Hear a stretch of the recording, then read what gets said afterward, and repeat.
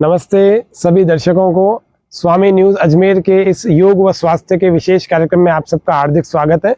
दर्शकों, पिछला 1102 एपिसोड हम देख चुके हैं और आज 1103वें एपिसोड में हम राजस्थान के जयपुर जिले के बस्सी नामक स्थान से आज नवनीत प्राकृतिक योग चिकित्सा धाम से आदरणीय डॉक्टर रमाकांत शर्मा जी के साथ में हम हैं। आप सभी दर्शकों को मैं बता दूं, डॉक्टर साहब का यहाँ पर पिछले लगभग 18 वर्षों से चिकित्सा का अनुभव रहा है। आप यहाँ सीएमओ हैं, मुख्य चिकित्सा अधिकारी के रूप में प्राकृतिक चिकित्सा के क्षेत्र में आपने BNYS और योग में MSc यहाँ पे, और पिछले इतने वर्षों से बहुत सारे रोगियों को आपने देखा और उनका उपचार किया है और सफलतापूर्वक जो प्राकृतिक चिकित्सा में उपचार किया जाता है आपको उसका बहुत अच्छे प्रकार का अनुभव है। इसीलिए हम डॉक्टर साहब का हार्दिक स्वागत करते हैं। डॉक्टर साहब नमस्कार। तो स्वामी न्यूज पर आज पहली बार डॉक्टर साहब का यहाँ पर एक वक्तव्य चिकित्सा के ऊपर होगा। मुख्य रूप से हम डॉक्टर साहब जानना चाह रहे हैं, पिछले कई दिनों से दर्शकों के हमारे पास प्रश्न आते हैं और कई सारे ऐसे जो हमारे नियमित योग साधक है उनके प्रश्न आते हैं कि हम प्रतिदिन योग साधना करने वाले हैं और लोगों की अपेक्षा निश्चित रूप से हम कम बीमार पड़ते हैं, लेकिन फिर भी इस बार वाली जो सर्दियां हुई है ना, उसमें बहुत सारे लोग चपेट में आ गए।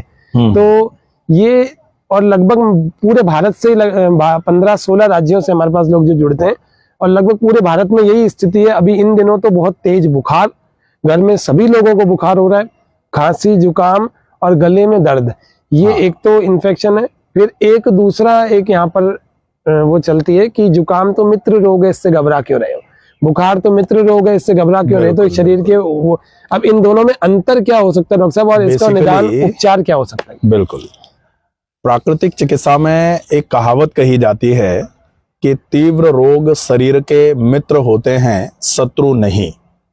तीव्र रोग क्या होते हैं? तीव्र रोग का मतलब होता है जो रोग आपके शरीर में आए और वो किसी बड़े रोग के आने की आहट को समझकर आपके शरीर में एंटर करते हैं। जैसे होता है कि कोई बड़ी समस्या आपके शरीर में आने वाली है, उस समस्या से आपका बचाव करने के लिए एक छोटी समस्या आपके शरीर में आई और वो आपके शरीर की हीलिंग प्रोसेस को ट्रिगर करके जाएगी। जैसे अगर आपके शरीर में बहुत गंद जमा होता चला जा रहा है और उस गंद के जमा होने की वजह से आपके लिवर पर कोई मान लो बहुत ज्यादा नुकसानदायक असर आने वाला हो, तो उस गंद को निकालने के लिए अगर आपके शरीर में दस्त लगे, तो लूज मोशन जिसको कहा जाता है, दस्त लगेंगे। जैसे ही दस्त लगेंगे, हमारा सबसे पहला उपचार का मन जो होता है वो क्या होता है कि ये लैट्रिन कैसे भी करके आप रोक दो, जो बार बार जाना पड़ रहा है ना, हमको बड़ी तकलीफ हो रही है जी। जबकि वो जो बार बार जाना पड़ रहा है उसमें निकल क्या रहा है? उसमें जमा हुआ मल ही निकलता है। और अगर जमा हुआ मल निकल रहा है तो उसको निकालने की कोशिश करी जानी चाहिए, ना कि उसको रोकने की। तो तीव्र रोग में जैसे बुखार भी तीव्र रोग है, जुकाम भी तीव्र रोग है, लूज मोशन भी तीव्र रोग है, उल्टी आना जिसको कहते हैं वॉमिटिंग, ये भी सारे तीव्र रोग हैं। तो ये शरीर के इसीलिए मित्र माने जाते हैं क्योंकि ये आपके शरीर में से गंदगियों को निकालकर आपके शरीर में शुद्धि का वास कराने वाले हैं।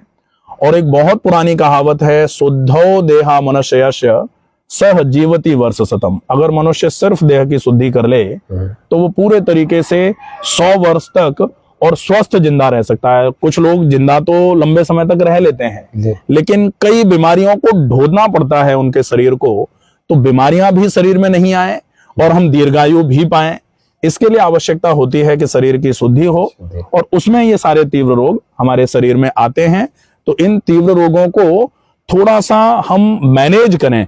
अगर जैसे मान लो हमको वॉमिटिंग हो रही है तो उल्टी में क्या निकल रहा है, जो आमाशय के आसपास की गंदगी है, आमाशय में जो भरी हुई गंदगी है, वो अगर आंत में जाकर के, बड़ी आंत में जाकर के पूरे के पूरे पाचन तंत्र को खराब करे, इसके पहले ब्रेन एक रिफ्लेक्स जनरेट करा देता है कि ये खराब तो हो ही गया है, जो इजी सा रास्ता है उससे इसको निकाल दिया जाए। तो आमाशय से छोटी आंत फिर बड़ी आंत, इतना लंबा रास्ता ट्रेवल करने के बाद जो गंदगी निकले, इसको दस्त कहा जाएगा। अगर वही वॉमिटिंग के रूप में निकले तो आमाशय से सीधा आहार नाल और मुंह से बाहर। तो अगर उल्टी हो रही है तो उसको तब तक न रोका जाए जब तक वो उल्टी आपके शरीर में कुछ विपरीत प्रभाव करना चालू ना कर दे। जी। ठीक है, तो तीव्र रोग अगर आए तो उनको अच्छे तरीके से उनका मैनेजमेंट करना है, ना कि उनको तुरंत बंद कर देना। जी। तो ये एक अच्छा तरीका रहेगा। अब तीव्र रोग में कई प्रकार के तीव्र रोग होते हैं, जैसे आजकल सर्दी जुकाम है। जी। तो सर्दी जुकाम हो रहा है, मौसम में परिवर्तन हुआ, टेम्परेचर एकदम बदला है।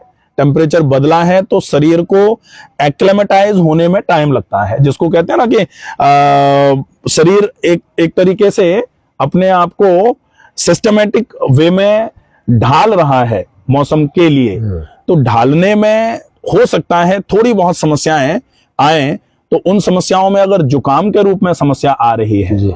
तो जुकाम के लिए मैनेजमेंट के रूप में नित्य प्रति आप गुनगुने पानी से गरारे कर सकते हैं। अगर पॉसिबल हो जाए, जुकाम हो गया है तो कुछ समय के लिए गुनगुने पानी का उपयोग कर सकते हैं।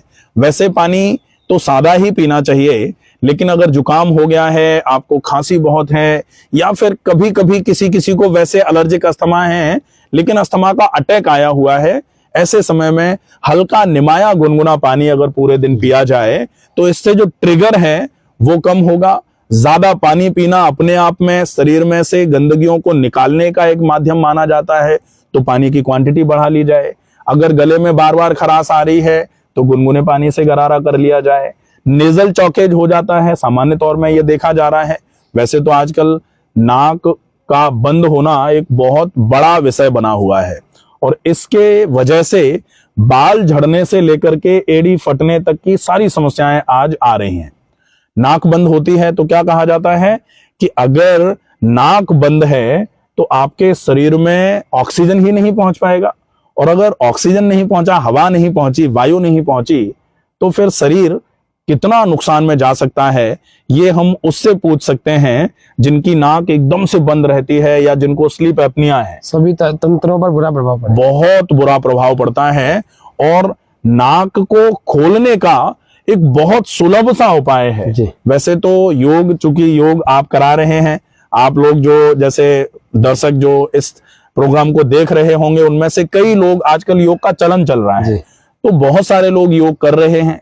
बहुत क्या, मुझे लगता है लगभग सब लोग ही योगा का अभ्यास करते हैं। ठीक है। तो उस योग के अभ्यास में, योग के अभ्यास के पहले शुद्धि कर्म की व्यवस्था करी गई है। जी। शुद्धि कर्म में यदि नाक की सफाई करने के लिए हम शुद्धि कर्म की बात करें तो जल नेति सबसे बढ़िया और सबसे सुलभ सा उपचार है। बहुत इजी सा प्रोसेस है। अगर जैसे बहुत सारे लोग कहते हैं कि हमारे पास तो कई पेशेंट आते हैं तो कहते हैं कि पानी अगर मान लो कहीं सिर पे चढ़ गया, दिमाग में चला गया तो क्या होगा? तो पानी कहीं नहीं जा सकता। आप जैसे नेति में पानी अगर इस वाले नॉस्ट्रिल से डालेंगे तो वो ज्यादा से ज्यादा, अगर मान लो इस वाले नॉस्ट्रिल से पूरा नहीं निकला तो कहां जा सकता है? मुंह से। पैरानेजल साइनस में चला जाएगा। मुंह से तो आएगा, जैसे मान लो यहां से डाला, यहां से धीरे निकल रहा है, थोड़ा बहुत मुंह से निकल रहा है। अगर मान लो वो मुंह से भी नहीं निकला और नाक से भी नहीं निकला तो रुकेगा। कहां रुक सकता है? वो दिमाग पर नहीं चढ़ेगा। वो पैरानेजल साइनस होते हैं, उन साइनसेज में पानी भर जाता है। वो कुछ समय के लिए आपके इस जगह पर दर्द कराने का काम कर सकता है। ऐसे कंडीशन में आपको क्या करना चाहिए? आप थोड़ा सा, वैसे तो कहा ही जाता है कि नैति, जल नैति करने के बाद थोड़ी देर के लिए कपालभाति का अभ्यास किया जाए। अगर आप कपालभाति का अभ्यास नहीं करना चाह रहे हैं तो थोड़ी देर के लिए पेट के बल आप लेट जाइए, पानी अपने आप ड्रेन होना चालू हो जाएगा, जो एक बहुत अच्छा तरीका है। आप आराम से पानी की नैति करके, जैसे हम नहा करके पूरे शरीर का शोधन करते हैं, ठीक वैसे ही पानी की नैति करके हम नाक का शोधन कर सकते हैं। नाक के शोधन के बाद अगर हम, जैसे बहुत ज्यादा नेजल चौकेज आ रहा है, नाक बार बार बंद हो जा रही है, इसके लिए सफेदे की भाप का उपयोग कर सकते हैं। बहुत अच्छा तरीका है। सफेदे के पत्ते कहीं भी मिल जाते हैं। बहुत सारे लोग कहते हैं कि पत्ते साहब अगर नहीं मिले तो क्या कर सकते हैं? तो अगर पत्ते नहीं मिले तो आजकल सफेदे का तेल आता है यूकलिप्टस ऑयल के नाम से। उस ऑयल के 3-4 ड्रॉप आधा लीटर पानी में डाल करके पानी को खूब उबाला जाएगा। उसमें से जब भाप निकलेगी तो एक तौलिया को ओढ़ करके वो भाप नाक से होते हुए फेफड़ों तक ले जानी है। ये आपके नेजल चौकेज और जो कॉमन कोल्ड जिसको कहा जाता है ना, रियो वायरस जिसका कारण बनता है, एकदम सर्दी जुकाम नजला जैसा लग रहा है, उस कंडीशन में ये भाप बहुत इफेक्टिव रहती है। इसके बाद नेजल ड्राइनेस भी एक रोग के रूप में आजकल आ रहा है। जी। नाक बहुत रूखी हो जाती है, नाक में से खरोंट निकल कर आते हैं, तो ऐसी कंडीशन को ट्रीट करने के लिए बहुत अच्छा, बहुत सुलभ उपचार है, उसको बोला जाता है नश्य। नस्य। नश्य तो ये मान लीजिए कि गर्दन से ऊपर, वैसे तो एक आयुर्वेद का श्लोक है कि ऊर्ध्व जत्रु विकारेशु, ये जत्रु हड्डी बोली जाती है, मतलब क्लेविकल, क्लेविकल जो ब्यूटी बोन के नाम से भी महिलाएं जानती होंगी, तो ये ब्यूटी बोन है क्लेविकल, इसको जत्रु बोलते हैं। ऊर्ध्व जत्रु विकारेशु, यहां से ऊपर के जितने भी विकार होते हैं, विशेषा नश्य पश्येत, नश्य उसके लिए विशेष उपचार के रूप में काम में आता है। और नश्य का मतलब क्या होता है? बहुत सिंपल सा प्रोसेस है, नाक में गाय का घी या फिर बादाम रोगन तेल, आयुर्वेद में नश्य में षटबिंदु तेल या अणु तेल का उपयोग किया जाता है। तो आप तो गाय के घी का उपयोग करें, अगर देसी गाय का शुद्ध घी कहीं से अवेलेबल हो जाए तो ये मान लीजिए जिन लोगों को याददाश्त की कमी आ रही है, जिन लोगों के नाक में ड्राइनेस बहुत ज्यादा रहती है, ब्रेन फॉग बना रहता है, बाल झड़ रहे हैं, ऑक्सीजन की कमी आ रही है, ऐसे सारे लोगों के लिए नश्य बहुत अच्छा उपचार माना जाता है।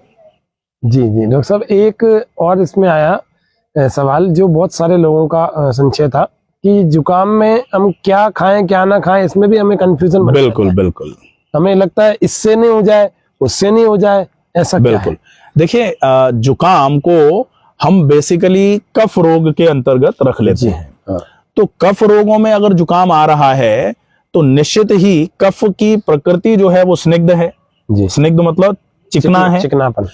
तो चिकनाई के विपरीत अगर आप खाएंगे तो वो थोड़ा ज्यादा काम करेगा। ठीक है। जैसे जुकाम हुआ है और आप घी खाए जा रहे हैं, जुकाम हुआ है और आप तेल खाए जा रहे हैं, तो जुकाम कफ की प्रकृति है और कफ जो है वो स्निग्ध है, तो स्निग्ध के अगेंस्ट आपको काम करना चाहिए। तो फिर आपको स्निग्ध चीजें नहीं खानी है, तो चिकनाई या फिर दूसरे नंबर पर जो खटाई, तीसरे नंबर पर ठंडी चीजें, इनका उपयोग अगर आप कम करना चालू कर देंगे तो जुकाम में स्वतः ही आराम होना चालू हो जाएगा।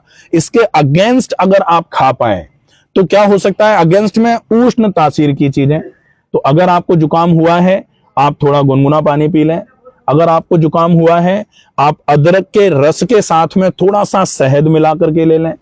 जुकाम में सौंठ का पाउडर, मुलैठी का पाउडर, साथ में थोड़ी काली मिर्ची अगर शहद के साथ मिला करके गोलियां बना के रख लें आप, उनको खाया जा सकता है। बहुत सारे लोग कहते हैं कि हम तो शहद नहीं लेते हैं, शहद नहीं लेने की कई लोगों की प्रतिज्ञाएं होती हैं। बिल्कुल, तो ऐसे केस में आप शहद की जगह गुड़ का उपयोग कर सकते हैं। तो सौंठ, मुलैठी, काली मिर्च, थोड़ा सा उसमें गुड़ मिला करके गोलियां बना के रख ली, उनमें से 2-2 गोलियां दिन में 2 से 3 बार अगर गुनगुने पानी के साथ में आधा कप गुनगुने पानी से लिया जाएगा तो शरीर में जो स्निग्ध प्रकृति की वजह से श्लेष्मा निकल के आ रहा है, बार बार करके आपको खांसी हो जा रही है, ऐसे केस में ये वाला योग जो है ये बहुत उपयोगी रहता है, बहुत अच्छा फायदा करेगा। ठीक है डॉक्टर साहब, एक प्रश्न और आया कुछ दर्शकों का कि जुकाम में हमारी भूख लगभग खत्म से हो गई है। हाँ, तो जुकाम में भूख का खत्म होना, जैसे अभी मैं कह रहा था कि नाक का बंद होना बहुत सारे रोगों का मूल कारण है। क्यों है? क्योंकि नाक बंद होते ही शरीर में ऑक्सीजन की कमी आ जाती है। शरीर में जैसे ही ऑक्सीजन की कमी आती है तो सारे ही तंत्र धीरे धीरे करके कमजोर होना चालू हो जाते हैं। पाचन तंत्र की कमजोरी आपको अपच करा देती है। पहले का खाना भरा रहेगा तो दोबारा खाने का मन नहीं करेगा, पहला कारण।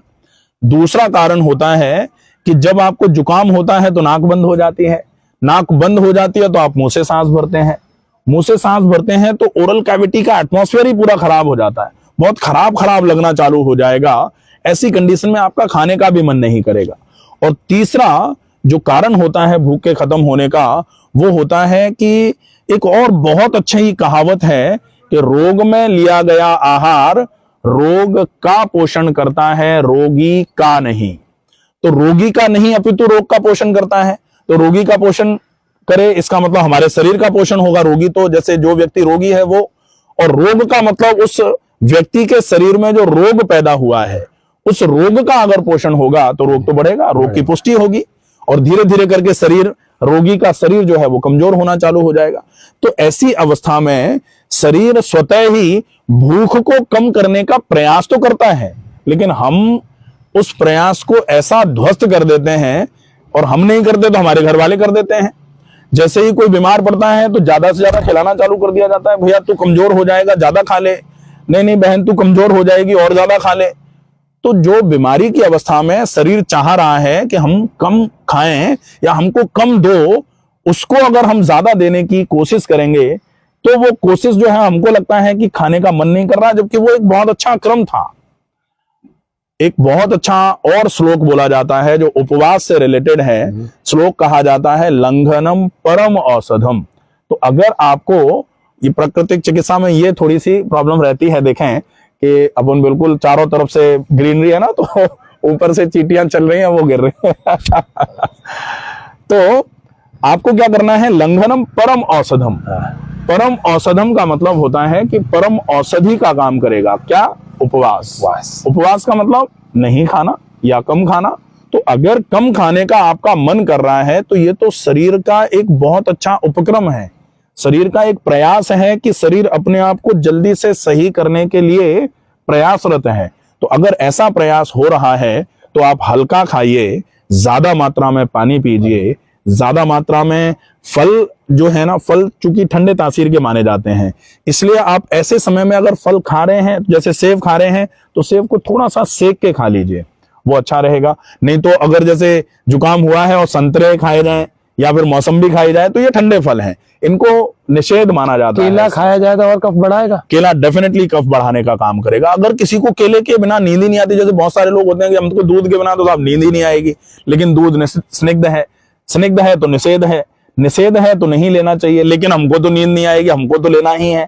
तो फिर दूध के साथ थोड़ी सौंठ का पाउडर या दूध के साथ थोड़ी हल्दी मिला के ले ली जाए तो वो थोड़ा सा कम नुकसान करेगा। नुकसान तो करेगा, फायदा नहीं करेगा, लेकिन कंपैरेटिवली कम नुकसान होगा इसका, इसके लिए हम इसका उपयोग कर सकते हैं।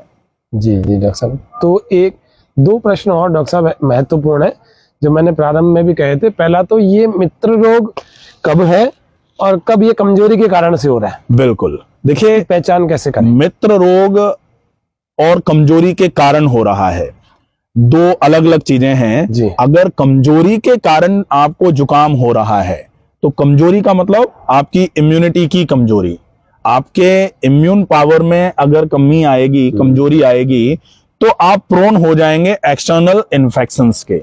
अगर आसपास जैसे होता है ना कि कहीं कोई व्यक्ति 5 लोग मिलकर के एक व्यक्ति को जो हॉस्पिटल में भर्ती है उसको देखने गए और 5 में से आके 2 बीमार हो गए, क्योंकि हॉस्पिटल में कई प्रकार के वायरस, बैक्टीरिया, पैथोजेंस होते हैं जी। इसको बोला जाता है nosocomial infection, hospital acquired infection. तो वो कौन से 2 बीमार होंगे? जिनकी इम्यूनिटी कमजोर थी। जिनकी इम्यूनिटी कमजोर नहीं थी वो ठीक ठाक हैं, उनको कोई दिक्कत नहीं, देख के आए, आराम से नहाया वाया, आराम से खाना खा रहे हैं, आराम से अपना जीवन यापन कर रहे हैं, कोई दिक्कत नहीं। लेकिन 2 लोग हॉस्पिटल से जब से लौट के आए पड़ गए, अब उनको हॉस्पिटल ले जाने की तैयारी हो रही है कि चलो भाई 1-2 दिन के लिए इनको भी दिखा के लाते हैं या भर्ती करा लेते हैं, ड्रिप चढ़वा देते हैं, इंजेक्शन लगा देते हैं, मल्टीविटामिन लगवा देते हैं। वो किनको? जिनकी इम्यूनिटी कमजोर है। तो बहुत इम्यूनिटी कमजोर है, ऐसे केस में अगर आपके शरीर में खांसी जुकाम आया है तो उस खांसी जुकाम को भी आपको अपनी इम्यूनिटी बढ़ा के ही ठीक करना है। और इम्यूनिटी बढ़ाने में सबसे पहले शोधन होता है। तो अगर इम्यूनिटी की कमजोरी की वजह से भी आपको जुकाम खांसी हुआ है, ऐसे केस में भी शुद्धि की आवश्यकता तो होगी ही। और अगर ये जैसे आपको कहा जाए कि ये डिटॉक्स करने के लिए आपके शरीर में आया है, शुद्धि करने के लिए शरीर में आया है, अगर वजन ज्यादा है, आपको चलने में सांस भर रही है, आपके गर्दन पर डार्क सर्कल्स आए हुए हैं, डार्क स्पॉट्स जो कहते हैं, डार्क लाइनिंग्स होती हैं जिसको एकैंथोसिस बोला जाता है, गर्दन काली हो जा रही है, ये काले हो जा रहे हैं, घुटने काले हो जा रहे हैं, टखने काले हो जा रहे हैं, ये जो है ये एनकम्बरेंस कहा जाता है। एनकम्बरेंस का मतलब होता है शरीर में बहुत सारी गंदगियां जमा हुई हैं।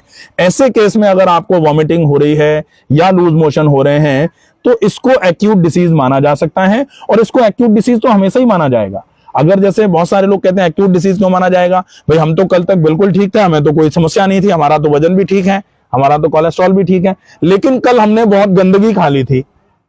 गंदगी का मतलब वो भोजन जो विरुद्ध आहार है, क्योंकि विरुद्ध आहार को हम तो गंदगी ही कहते हैं। कहा जाता है विरुद्धमपि च भोजनम विद्यात विषगरोपमम। विरुद्ध आहार अगर लिया जाएगा तो वो स्लो पॉइजन का काम करता है। और वो जो स्लो पॉइजन का काम करता है, अपन कहते हैं फूड पॉइजनिंग हो गई। फूड पॉइजनिंग मतलब खाने में जो कुछ गड़बड़ी खाई गई उसकी वजह से खाना जहर के समान हो गया, और फूड पॉइजनिंग की वजह से क्या होता है, या तो दस्त लग जाते हैं या फिर वॉमिटिंग हो रही। तो प्रोसेस क्या है तो डिटॉक्सिफिकेशन का ही, तो डिटॉक्स तो करना ही है। तो डिटॉक्स करने के लिए अगर ये शरीर में आया है तो इसको आप उपचार के रूप में कैसे लेंगे, वही उपचार होगा जो आपकी इम्यूनिटी की कमजोरी का है। ज्यादा पानी पीना पड़ेगा। कोशिश करें कि जब अगर आपको वॉमिटिंग, उल्टी, फीवर या जो भी कुछ आ रहा है, इस केस में आपके शरीर को तो पोषण मिले लेकिन आपके रोग कारक रोगाणु को पोषण ना मिल पाए, तो आपको ओवर ईटिंग तो बंद करनी पड़ेगी, आपको हैवी ईटिंग बंद करनी पड़ेगी, आपको जो हैवी कैलोरीज हैं उनको बंद करना पड़ेगा, आपको जो व्यंजन, जो जैसे एक कहा जाता है ना कि अगर आप अजीर्ण की अवस्था में हैं तो व्यंजन जो है विष के समान होता है, अजीर्णे व्यंजनम विषम। हाँ, तो अजीर्ण की अवस्था में अगर आप और खा रहे हैं जी तो वो विष का काम करेगा। तो अजीर्ण की अवस्था में क्या करना चाहिए, कम खाना है, ज्यादा पानी पीना है, हल्का भोजन करना। व्यंजनम विषम है लेकिन हल्का भोजन आप कर सकते हैं। अगर कमजोरी की वजह से है तो आप पूरी खाएंगे, अगर जुकाम में तो प्रॉब्लम हो जाएगी, लेकिन आप वेजिटेबल दलिया खा लें जी, आप फलों का रस ले लें, आप फल खा लें, आप उबली हुई सब्जी का पानी पी लें, आप दाल का पानी पी लें, आप दाल और चावल चूंकि जैसे जुकाम में तो चावल नहीं ले सकते, लेकिन वॉमिटिंग है या लूज मोशन है उस केस में दाल और चावल की खिचड़ी खा लें। आजकल तो इतनी कमजोरियां हैं गट में, गट इतनी वीक हो गई, आते हैं इतनी कमजोर हो गई हैं कि खिचड़ी को भी नहीं पचा पा रही।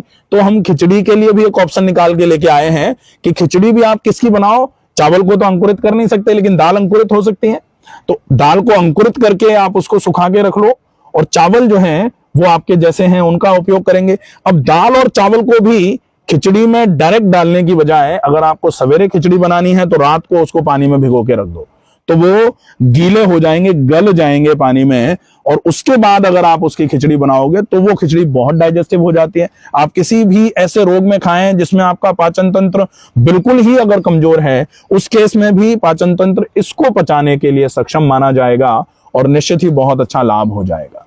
और अंतिम सवाल डॉक्टर साहब एक और था कि बुखार जैसे साथ में हो रहा है तो उसके लिए क्या घरेलू प्राकृतिक चिकित्सा घर में की जाए जब पैरासीटामोल लेने से बचा जा सके, क्योंकि हाँ, उसके परिणाम बहुत खराब भी निकलते हैं। बिल्कुल। देखिए, बुखार को हाइपर पायरेक्सिया बोला जाता है। हाइपर पायरेक्सिया मतलब टेम्परेचर, हाइपर मतलब ज्यादा, तो बुखार ज्यादा होना। तो बुखार एक सेकेंडरी डिजीज है, बुखार प्राइमरी नहीं है। बुखार क्या है, इन्फ्लेमेशन का एक सिम्टम है। अगर जैसे आपके आंख में इन्फेक्शन हो जाता है जिसको कंजक्टिवाइटिस कहा जाता है, तो इन्फेक्शन तो आंख में है लेकिन बुखार आ जाता है। आपके अगर फूड पॉइजनिंग हो जाती है तो पॉइजनिंग कहां हुई, आपके इंटेस्टाइन में, स्टमक में हुई, लेकिन उसकी वजह से बुखार आ जाता है। आपको अगर बहुत तेज कोई इन्फेक्शन हो गया उसमें बुखार आ जाता है। और कहा जाए कि मान लो किसी को टीबी हो जाती है तो उस टीबी में होता तो टीबी का इन्फेक्शन है बॉडी में, अब बॉडी में कहीं भी हो सकता है, इंटेस्टिनल ट्यूबरकुलोसिस हो सकता है, पल्मोनरी ट्यूबरकुलोसिस हो सकता है, लेकिन बुखार एक सेकेंडरी सिम्टम के रूप में उपस्थित होता है। तो बुखार हमेशा ही एक सेकेंडरी सिम्टम है। तो प्राइमरी जो कॉज है उसका ट्रीटमेंट करना चाहिए। उसका अगर ट्रीटमेंट कर देंगे तो बुखार तो स्वतः ही चला जाएगा।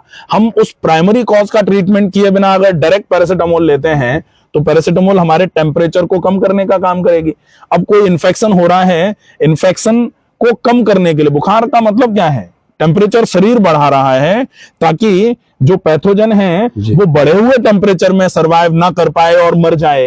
अब हम क्या करते हैं कि टेम्परेचर को कम कर देते हैं। अगर हमने टेम्परेचर कम कर दिया तो निश्चित ही उसकी तो बल्ले बल्ले हो गई। उधर तो वो चाह ही रहा था कि टेम्परेचर ना बढ़े, लेकिन शरीर ने टेम्परेचर बढ़ाया था, तो वो वहां बैक्टीरिया या वायरस था, वो वायरस या बैक्टीरिया धीरे धीरे करके ग्रो करना चालू करेगा इन एब्सेंस ऑफ टेम्परेचर। और एब्सेंस ऑफ टेम्परेचर किसने कराया, हमने करा दिया। बिना एंटीबायोटिक्स के अगर हमने पैरासीटामोल ले ली तो डेफिनेटली हमने तो पैरासीटामोल लिया, टेम्परेचर कम करेगी, इन्फेक्शन तो कम नहीं होगा ना। सिंपल सा टॉन्सिलाइटिस हो जाती है। टॉन्सिलाइटिस में अगर अभी आ रहे हैं, टॉन्सिलाइटिस में अगर मान लो किसी को ऐसा लगेगा कि बहुत ज्यादा टॉन्सिल्स फूल गए हैं, उसकी वजह से बुखार आ रहा है, और हम उस केस में बुखार की दवाई खाते रहें, टॉन्सिल के लिए एंटीबायोटिक नहीं लेंगे तो फिर मुश्किल हो जाएगी।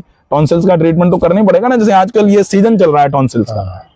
नाक बंद, मुंह से सांस भरी तो फेरेंजाइटिस हो गई, टॉन्सिलाइटिस हो गई। अब उस केस में अगर बुखार आ रहा है तो पैरासीटामोल लेना तो सर्वथा अनुचित माना जाता है। तो अपने को क्या करना पड़ेगा, आप कुछ ऐसा लीजिए जो आपके प्राइमरी कॉज को खत्म करे। तो प्राइमरी कॉज अलग अलग होते हैं, जैसे आंख में है या गले में है या आमाशय में है या फेफड़ों में है, तो उसको खत्म करने के लिए अलग अलग चीजें रहेंगी। जैसे आजकल जो बुखार आ रहा है वो बुखार सिंपली सर्दी जुकाम की वजह से हो सकता है। तो सर्दी जुकाम के लिए उष्ण प्रकृति की चीजें खाई जाएं, कोशिश की जाए गुनगुना पानी पिया जाए, स्निग्ध चीजों को बंद कर दिया जाए। बुखार के लिए एक बहुत अच्छा काढ़ा होता है कुटकी और चिरायता, तो कुटकी और चिरायते का उपयोग कर सकते हैं हम। कुटकी चिरायता पानी में डाल करके उबाल करके उसका काढ़ा बना करके अगर हम लेते हैं तो ये ज्वर हर माना जाता है, ज्वर नाशक माना जाता है। तो ज्वर नाशक का उपयोग कर लेंगे, उससे बुखार कम होगा। लेकिन ये गर्म होता है तासीर में, तो पानी बहुत ज्यादा पीना पड़ेगा। और पानी वैसे भी किसी भी बीमारी में आपको जब तक किडनी खराब ना हो जाए या फिर जब तक लिवर की वजह से पेट में पानी ना भर जाए, जब तक ऐसी कोई कंडीशन नहीं आ रही है, तब तक आपके पास सबसे अच्छा ऑप्शन होता है बीमारी को दूर करने का, पानी पीना। जल ही जीवन है, ये कहावत नहीं है, ये सत्य कहावत है। डेफिनेटली अगर आप ज्यादा पानी का उपयोग करेंगे तो निश्चित ही आपको बहुत सारी बीमारियों में तो केवल पानी ही उपचार का काम करेगा। बहुत बहुत धन्यवाद डॉक्टर साहब। तो दर्शकों, आप सबको मैं निवेदन कर दूं फिर से, डॉक्टर रमाकांत शर्मा जी अभी यहाँ बस्सी में सेवाएं दे रहे हैं, और इसके अलावा आपके बहुत सारे ऐसे स्थानों पर लोग आपके वीडियोस देखते हैं और उस वीडियोस से खूब लाभ उठाते हैं। आप भी घर पर यूट्यूब आदि सोशल मीडिया के उस पर आप डॉक्टर साहब का जो है वीडियो अलग अलग रोगों पर जो बने हुए हैं उनको देख करके लाभ उठा सकते हैं। डॉक्टर साहब से कोई परामर्श करना चाहे तो उसमें उनकी विधि पूरी लिखी हुई है, आप डॉक्टर साहब से बात भी कर सकते हैं। और अभी हम कुछ दिनों यहीं और हैं, थोड़े और दिन बीच बीच में डॉक्टर साहब से समय लेते रहेंगे। बिल्कुल बिल्कुल। और आपके सामने अलग अलग आप ही के प्रश्नों को उठा करके एक कार्यक्रम के रूप में रखेंगे। तो स्वामी न्यूज़ अजमेर की ओर से और आप सभी दर्शकों की ओर से और मेरी ओर से आदरणीय डॉक्टर साहब का पुनः धन्यवाद करता हूं। इसी प्रकार से आप समाज के लिए समय थोड़ा थोड़ा देते रहें, हम आपका सभी का और सभी दर्शकों का सबका हित छिपाए इसमें। जय हिंद, जय भारत। ओम।